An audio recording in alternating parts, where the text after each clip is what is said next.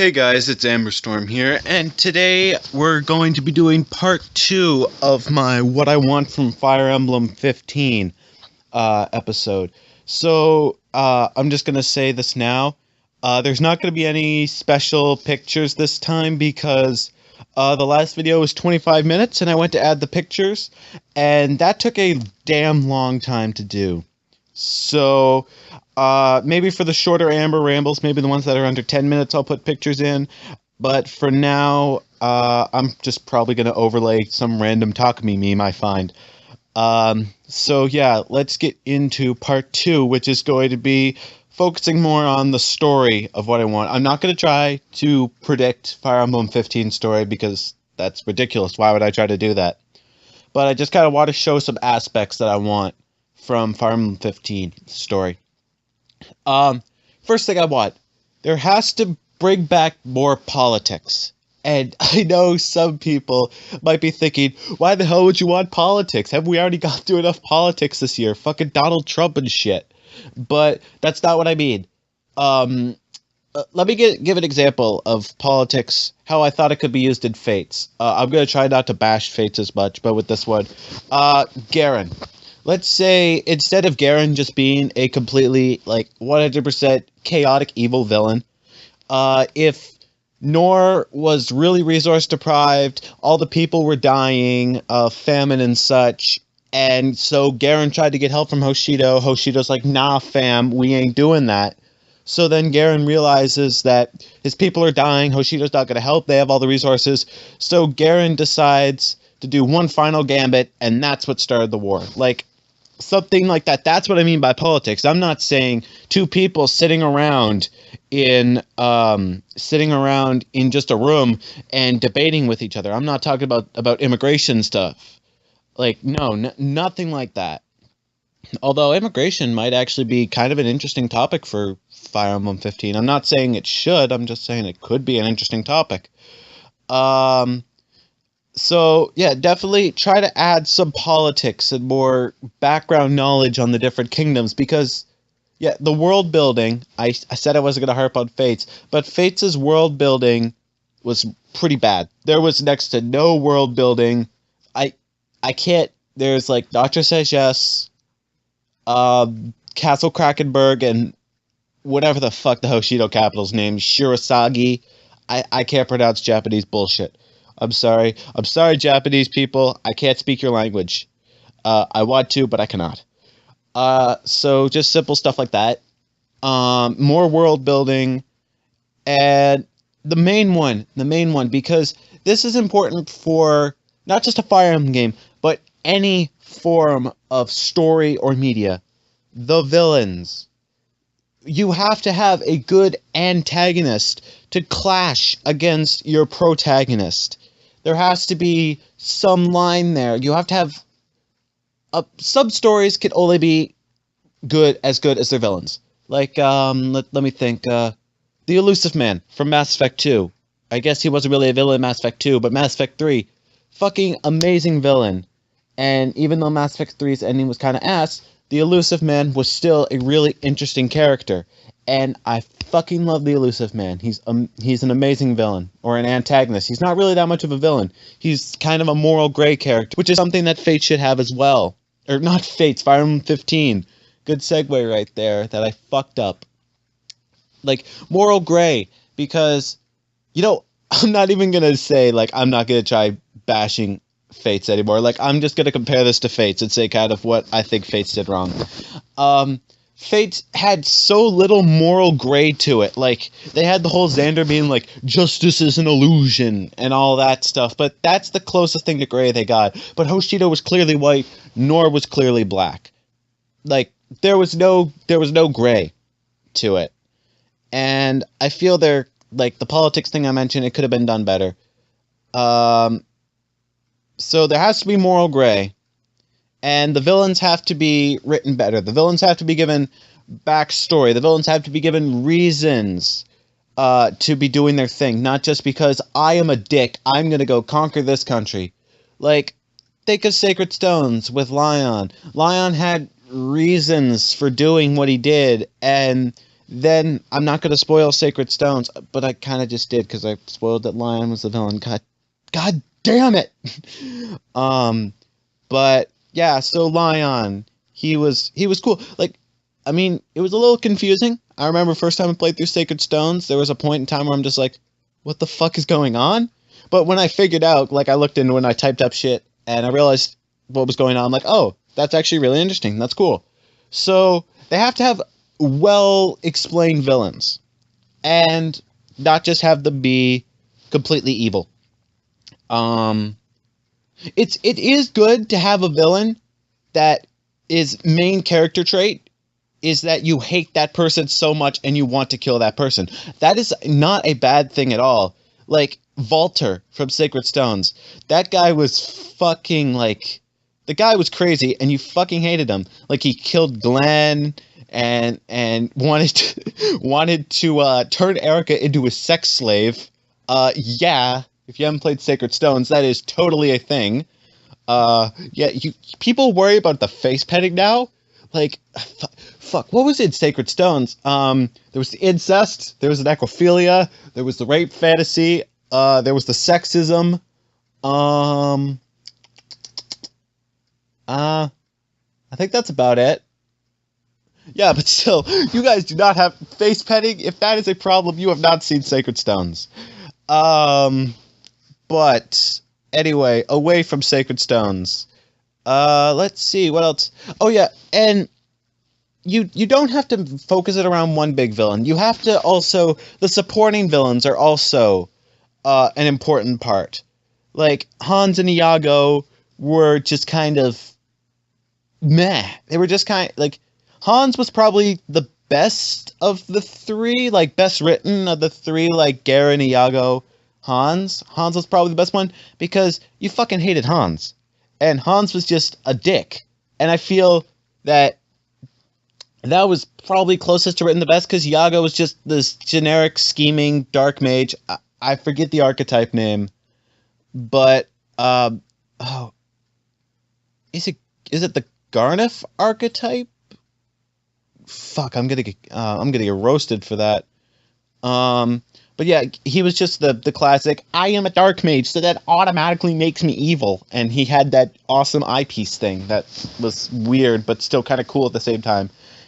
And Garen was just the cliche emperor. So you gotta have the posse, and you gotta have the big man up top. And the posse, you fight throughout the game. The posse is usually the generals of the invading army. And then the king's up at the top. And then usually on top of him is the person who's manipulating it the whole time. And then on top of that is the dragon. Because, you know, I think there's only... I think it's only the Tellius games. But even then, Radiant Dawn's endgame, I'm pretty sure, is a Dragon Lagoo. I haven't played Radiant Dawn yet, sadly. But I'm pretty sure it's a Dragon Lagoo. And Tracia 776. I'm pretty sure those are the only endgames that don't have dragons. So yeah, it's usually a dragon who ends up pulling the strings. So yeah, there's that. Or not just dragons, demon as well. I'm forgetting Sacred Stones, demon kings, such like that. And so yeah, and I feel like Fire Emblem stories are kind of... Birthright is a good example of kind of like the generic Fire Emblem story. Is that you have your home country, you have the invading country. The invading country just starts bulldozing through. There wasn't really that much bulldozing in Fates. It's like the Norians just kind of showed up, and then there was Castle Jinja, and then Korn's like, fuck this, and then they just started bulldozing through Nor. So that was kind of different, I guess. But like the enemy nation tries bulldozing through the home nation. The Lord goes and bulldozes through the other nation. So there's a lot of bulldozing involved. When are we going to get a bulldozer class? Can we just get a class that's just called a bulldozer? That's stupid. Why did I even say that? That makes no... Well, I guess this is why it's called Amber Rambles, because I just say random shit. But yeah, that's kind of the point. You fight the generals and all that. So I'm not saying, like, Conquest Story kind of went too far out there. And then they introduced the crystal ball plot device, which is a conversation for another day. And yeah. So pretty much what I want is I don't want anything, like, I don't want anything beaten down the generic path. Like, nothing down straight, because I felt Birthright was a little too narrow in, like, it was kind of, they tried to take the Fire Emblem formula, and then they kind of went too generic, and it fell flat on its face. Yeah. But I also don't want something too completely ridiculous and just completely bonkers. And as well, good villains. Okay, so I just had some weird malfunction with my microphone, so it cut out. So I'm going to try to edit that together to see if I can make it decent. So, no idea what happened. So, yeah.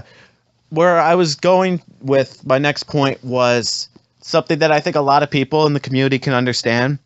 And it's that the Avatar cannot be the main lord in Fire Emblem 15, I don't feel. I don't have a huge problem with the Avatar system. I know that the avatars have a habit of being a bit broken, or the ones that are playable, which is Chris in Fire Emblem 12, Robin in Fire Emblem 13, and Corrin in 14.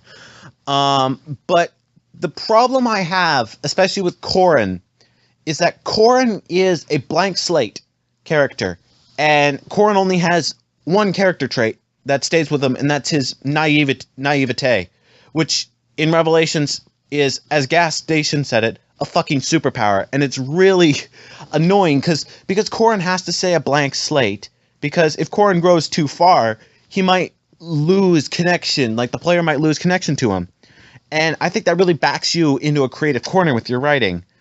Like, I'm gonna go back to Mass Effect. Like, yes, Commander Shepard is a blank slate, but because you're choosing everything that comes out of his mouth, he's still a good character. But, or a completely dick if you choose to go renegade. But Corrin doesn't have that option. You don't really have any, like, choices in Fire Emblem, unless it's Awakening, and then you have these really bad choices. Or I guess the route splits as well in Sacred Stones. You have some choices, but nothing enormously big to the plot where every single line you say is choose your words. So I don't think an Avatar can work. So I think we have to go back to just a main lord, a main character that develops and builds and just kind of, I think, like, something like, I don't know, like, I feel like Chrom could have potential, because Chrom was kind of the cliche prince who doesn't really want to be a prince, but then is kind of thrust into the role. But then Chrom just immediately is like, meh, I'm going to go into this role, and then I'm not, and then I'm not, and then I am, and then I'm not. Like, Chrom had potential, but they kind of wasted it. And I think that if they really worked on it, they could make something good, because Xander was an absolute Camus archetype in Birthright. Like, holy hell, that man was Camus to the core. But he still was a pretty decent Lord character, and I feel like if Corrin was just the Avatar, and Corrin just kind of went along, and then the main Lords were Ryoma and Xander, or better yet, the Lord of Conquest was the man himself, Leo, the literal best character in Fates. Oh my god. Dude, can we just have Leo emblem? Can we seriously, like, alright, no idea. Fire Emblem 15, everyone in Fates dies except Leo. And Leo is just the Lord. And, like, I don't know. It's like, Anankos somehow returns, there's some second nation, everyone dies but Leo, and Leo just solos everything, and Leo just bulldozes everything. That'd be pretty cool.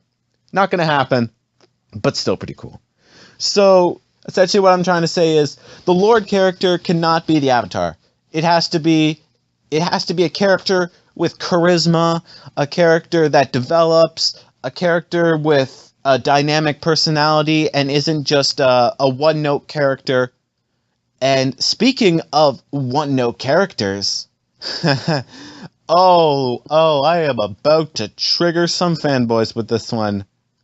We cannot have an Azura-like character in Fire Emblem 15. No, absolutely not. Like, oh my god, like, alright, Azura, I know these characters exist in other games, but Azura is like like Azura serves only as a cryptic character or an exposition dumper. Like, I understand the importance of having a plot device that you could fall back on if you don't have a good writing idea. Like, I can understand, I don't agree with it, but still, you cannot just have a character who is so inconsistent that the plot, she just does whatever the plot has. Like, Azura didn't have any major character traits. She just kind of, like, it was kind of how the plot, like, she molded to be whatever the situation the plot required. And Corrin was the exact same. Like, Corrin went from, like, I remember there was one scene in Conquest that was really, really fucking jarring, where Corrin went from being this naive little bitch to shit-talking and lying to Yago, who is the biggest liar in the entire goddamn kingdom, and Yago can't figure it out. Like, that is bullshit. There is no way Corrin could shit-talk Yago and lie to him like that. There is no way. So, you have to keep the characters more consistent with your story. You have to keep them with you have to keep them with realistic personalities. You have to give them more personality, and you have to keep it consistent with the character that you have built and give them a character to begin with. And that's about it, I think, for the story. I know this video is about 10 minutes shorter, and I'm a lot happier because of that. So yeah, in conclusion, some more politics, better villains, a proper Lord character. I guess I could just briefly touch on what, like, where the Avatar should go. If there is an Avatar, because there will be an Avatar, like, we already know this. It's been around since Fire Emblem 12. It's a huge part of the franchise now. I think the Avatar should, he should be like Chris from what is it? Heroes of Light and Shadow, Fire Emblem 12. He should just be off to the side. He should not do anything major. He should just come around, have a couple of conversations with the Lord, and have no importance on the story, like Robin was until Robin became an actual important part of the story. But I actually like Robin. I think Robin's sort of decent. I wish he had gotten a bit more development outside of the whole Grima arc, which was a bit forced and took the emphasis off Crom as the Lord. But yeah, that's what I feel that should happen with the Avatar. And so yeah, that's about everything. So yeah, and so that's about it, guys. Thank you for watching. I'm happy this video is a bit shorter, and I should be able to get up a bit quicker. So yeah, my name is Amberstorm, and I'll see you guys later.